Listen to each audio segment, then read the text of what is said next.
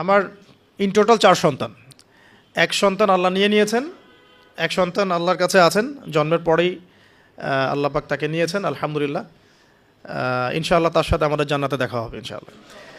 আর এখন আমার 1 মেয়ে এবং 2 ছেলে। তো প্রত্যেক ছেলে এবং মেয়ের সময় ওয়াইফকে ঢোকানো হয়েছে আমি জায়নামাজেই, যতক্ষণ পর্যন্ত বাচ্চা আমার হাতে আসে না আমি জায়নামাজেই ছিলাম।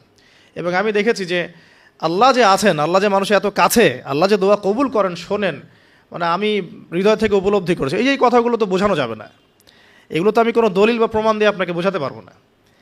এটা আপনি ফেস করলে না ফিল করলে বুঝতে পারবেন। তো সেজদায় দোয়া করতে করতে চোখের পানি ফেলার সাথে সাথে দেখা যায় যে নার্স এসে বলেছে আমাকে যে আর কাঁদতে হবে না, এই যে মেয়ের কান্না শোনেন। এমন হয়েছে আমার সাথে।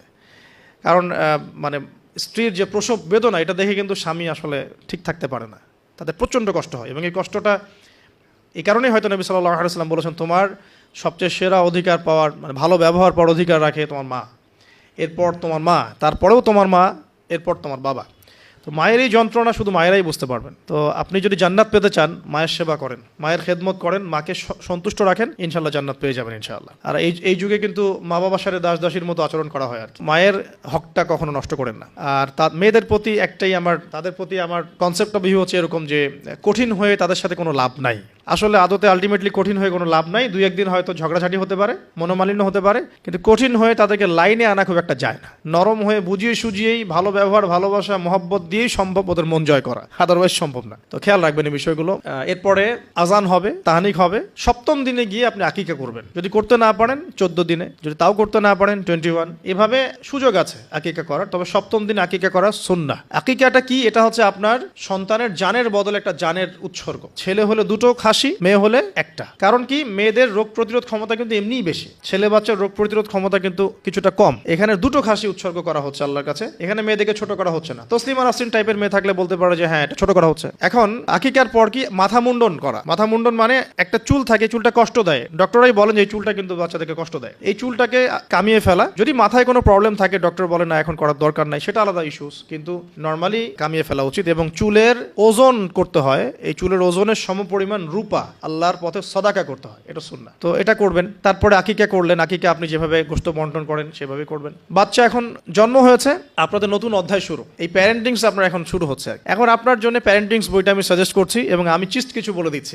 দেখুন, আদম আলাইহিস সালামের দুই ছেলের সম্পর্কে প্যারেন্টিংস এর মধ্যে কথা এসেছে। আদম আলাইহিস সালামের 2 ছেলের সম্পর্কে কিন্তু কথা এসেছে। 1 নাম্বার হাবিল কাবিলের ঘটনা মনে আছে? 2 সন্তান পরস্পরে হিংসা বশত কিন্তু এক ভাইকে হত্যা করে ফেললো। যদি আপনাদের একাধিক সন্তান থাকে, কারো প্রতি পক্ষপাতিত্ব করতে যায় না, তাহলে কিন্তু হাবিল কাবিলের মতো সম্পর্ক করে উঠবে আর কি। আর এই যুগে তো হাবিল কাবিলের সম্পর্ক এখনো চলছে। এখানে বহু কাবিল ঘুরে বেড়াচ্ছে দাড়ি টুপি নিয়েই, তাই না? এখন হাবিল কাবিল সম্পর্ক তো এখন আছে আর কি। কুরবানি কবুল হচ্ছে, আমারটা হচ্ছে না কেন? খেদমত হচ্ছে, আমি পারছি না কেন? মানুষ ওখানে ছুটছে, আমার কাছে আসে না কেন? ওই ওয়াজে 2 লাখ লোক হচ্ছে, আমার ওয়াজে হচ্ছে না কেন? হাবিল কাবিল সম্পর্ক তো আছেই আর কি এখন। তো কাবিল কি করবে? হাবিলকে এলিমিনেট করার চেষ্টা করবে, হাবিলকে দুনিয়া থেকে সরাতে হবে, তাহলে সে সফল, তার ধারণা এমন। অথচ এই কাজের ফলে কি হয়েছে? তার আমল নামে সমস্ত খুনের গোনা কিন্তু যাচ্ছে একটা একটা করে। আর সেম জিনিস আমাদের সাথেও হয়েছে, আমাদেরকে এলিমিনেট করার চেষ্টা করা হয়েছিল। আলহামদুলিল্লাহ আল্লাহ রাব্বুল আলামিন সেটা করতে দেন নাই।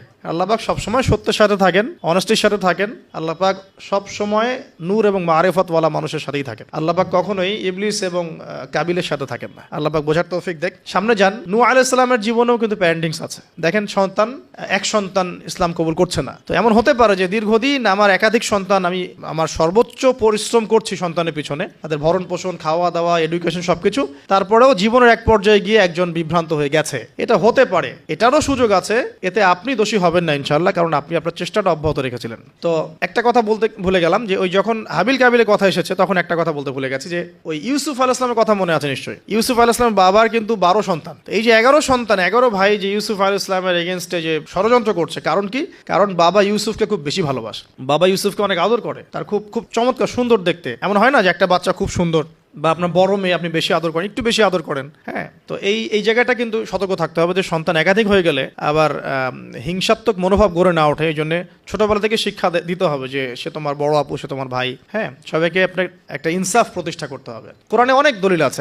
আপনি ইব্রাহিম আলাইহিস সালামের ঘটনা দেখেন যে তার সন্তানকে মানুষ করেছে তার মা হাজরা আলাইহিস সালাম। ইব্রাহিম আলাইহিস সালাম কিন্তু সেখানে রেখে চলে আসছেন, মানুষ করেছে কিন্তু তার মা। তো যে হাজরা আলাইহিস সালাম বলছেন যে ইয়া ইব্রাহিম ইব্রাহিম, হে ইব্রাহিম, আপনি আমাদেরকে কেন এখানে রেখে যাচ্ছেন? তখন ইব্রাহিম আলাইহিস সালাম বলছেন যে আল্লাহর আদেশে। তখন হাজরা আলাইহিস সালাম বলছেন যে যদি আল্লাহর আদেশে আপনি আমাদেরকে এখানে রেখে যান জনমানব শূন্য বিরান একটা জায়গায়, তাহলে ইনশাআল্লাহ আল্লাহ আমাদেরকে ধ্বংস করবেন না। এই যে তাওয়াক্কুল আল্লাহর প্রতি, একজন তাওয়াক্কুল কারিনী মায়ের গর্ভ থেকে জন্ম নিয়েছে ইসমাইল আলাইহিস সালাম। ওই সন্তানকে যখন ইব্রাহিম আলাইহিস সালাম আরো কয়েক বছর পরে এসে বলছেন ইন্নী আরা ফিল মানামি আন্নী আযবাহুকা, আমি স্বপ্নে দেখেছি তোমাকে জবাই করছি, ফানজুর মাযা তারা, তোমার রায় কি আমাকে বলো। ওই সবরকারিনী মায়ের গর্ভ থেকে জন্ম নেয়া, তাওয়াক্কুল কারিনী মায়ের গর্ভ থেকে জন্ম নেওয়া সন্তান এবার বলছে ইয়া আবাতি, হে আমার বাবা, ইফআল মা তুমার, আপনি তাই করুন যা আপনাকে আদেশ করা হয়েছে। সাতাজিদুনি ইনশাআল্লাহু মিনাস সাবিরিন, আমাকে ইনশাআল্লাহ আপনি সবরকারী পাবেন। তো এখানে মায়ের রোলটা দেখেন, মা যেমন হবে সন্তান তেমন হতেই পারে, মা যেমন হয় সন্তান কিন্তু তেমনই হয়, স্বাভাবিক এটা। মা যদি সন্তানকে হৃদ্যতা ভালোবাসা দিয়ে বড় করে, সন্তান দেখবেন বড় হয়ে সবাইকে ভালোবাসে। মা যদি সন্তানকে কনফিডেন্স দেয় যে বাবা তুমি পারবে, জীবন অনেক কিছু করতে পারবে, তোমার মধ্যে এই প্রতিভা আছে, ইনশাআল্লাহ তুমি পারবে, সন্তান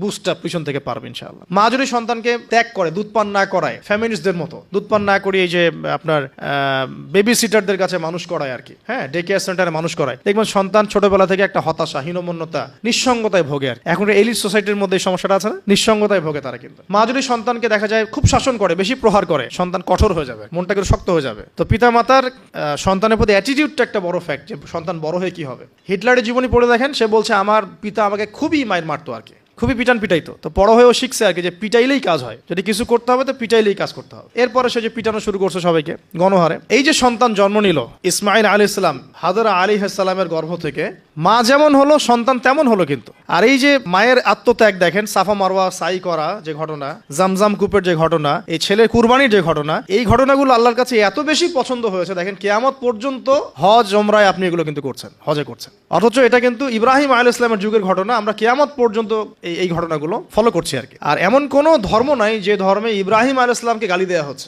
জিউসরা ইব্রাহিম আলাইহিস সালামকে সম্মান করে, জানেন, খ্রিস্টান যারা তারা ইব্রাহিম আলাইহিস সালামকে সম্মান করে, তারা কিন্তু এই পরিবারটাকে সবাই সম্মান করছে আর কি। তো এখানে একটা প্যারেন্টিংসের আপনার নসিহত আছে। পাশাপাশি আপনি সামনে যাবেন, লোকমান আলাইহিস সালামের ঘটনা পাবেন। এটা সূরা লোকমানের এখানে দেয়া আছে, ওয়ালাকাদ আতাইনা লোকমানের হিকমা আন ইশকুরু লিল্লাহ, এখান থেকে নিয়ে শুরু করে একদম আমি আয়াত নাম্বারটা বলে দেই, আয়াত নাম্বার 12 থেকে নিয়ে আপনার এই যে 19-20 পর্যন্ত এই পুরো আয়াতগুলোর মধ্যে লোকমান আলাইহিস সালামের অনেকগুলো নসিহত আছে। সন্তানকে কাছে বসিয়ে তিনি বলছেন, হে আমার সন্তান, আল্লাহর সাথে কাউকে শরীক করো না, লা তুশরিক বিল্লাহ ইন্নাশ শিরকা লাযুলমুন আযীম। শেখাচ্ছেন ওয়াসাইনা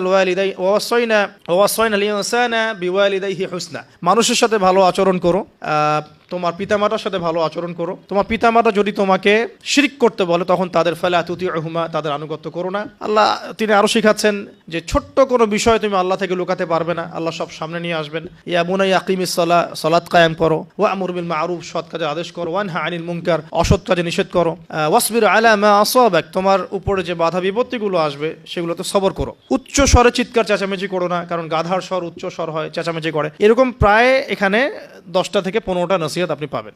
চিস্ট করে বলে দিলাম যে লুকমান আলাইহিস সালাম তার সন্তানকে যা শিক্ষা দিয়েছেন এটা প্যারেন্টিংসের জন্য যথেষ্ট। আর আপনি সন্তানকে শিক্ষা দিবেন শিরকের শিক্ষা, আপনি আল্লাহকে চিনতে শেখাবেন, রাসূলকে চিনতে শেখাবেন, কোরআনের সাথে সম্পর্ক করে দিবেন, হ্যাঁ, 5 ওয়াক্ত নামাজে অভ্যস্ত করবেন, পাবন্দি করবেন, ইসলামিক পরিবেশ বাসায় বজায় রাখবেন, তালিম হবে, ইসলামিক কালচার রাখবেন। যদি বাচ্চা বিনোদন পছন্দ করে ইসলামিক বিনোদন দিবেন, তাকে সময় দিবেন, তার সাথে কথা বলবেন, তার সাথে গল্প করবেন। তো এখন দেখেন কোরআনে এমন অনেক কিছুই আছে। লুকমান আলাইহিস সালামের কথাই বলেন, আপনি ইব্রাহিম আলাইহিস সালামের কথাই বলেন, আদম আলাইহিস সালাম, নূহ আলাইহিস সালাম থেকে শুরু করে প্রত্যেক নবী রাসূলের জীবনেই দেখবেন আপনি প্যারেন্টিংসের একটা খোরাক পাবেন। ইভেন আমাদের নবী মুহাম্মদ সাল্লাল্লাহু আলাইহি ওয়াসাল্লামের ক্ষেত্রে দেখেন। আচ্ছা, এখানে যাওয়ার আগে এখানে আসি যে এই যে ঈসা আলাইহিস সালামের মা মারিয়াম আলাইহিস সালাম, তিনি কি পবিত্র ছিলেন না?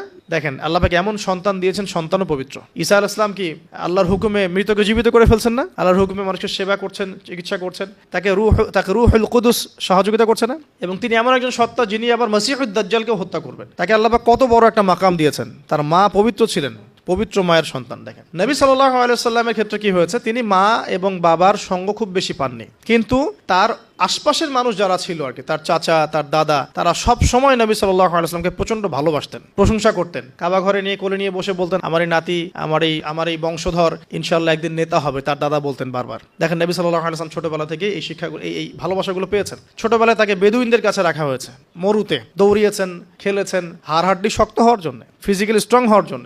ভাষা শিখিয়েছেন নবী সাল্লাল্লাহু আলাইহি ওয়াসাল্লামকে ছোটবেলায়, ওই দুধমা হালিমার ওখানে তিনি ভাষা শিখছেন, আরবি ভাষা, বিশুদ্ধ ভাষা। ছোটবেলা থেকে নবী সাল্লাল্লাহু আলাইহি ওয়াসাল্লামকে যারা ভালোবাসতেন, খেয়াল করে দেখেন নবী সাল্লাল্লাহু আলাইহি ওয়াসাল্লামও বড় হয়ে সবাইকে ভালোবাসেন, এতিমের পাশে দাঁড়ান, বিধবার পাশে দাঁড়ান, মিসকিনের খোঁজ নেন। আমি বোঝাতে যাচ্ছি যে সন্তান সেটাই শিখবে যেটা পিতামাতা তাকে ছোটবেলায় শিখাবে। আপনি যে এনভায়রনমেন্টটা দিবেন সেই এনভায়রনমেন্টেই তার কৈশোর যৌবন করে উঠবে। সাহাবীদের জীবনী দেখেন, তাবিঈন জীবনী দেখেন, সলফে সালেহিনের জীবনী দেখেন, ইমাম বুখারী, ইমাম আবু হানিফা, শাফিঈ, আহমেদ বিন হাম্বল, ইমাম মালিক, তাদের জীবনীগুলো দেখেন।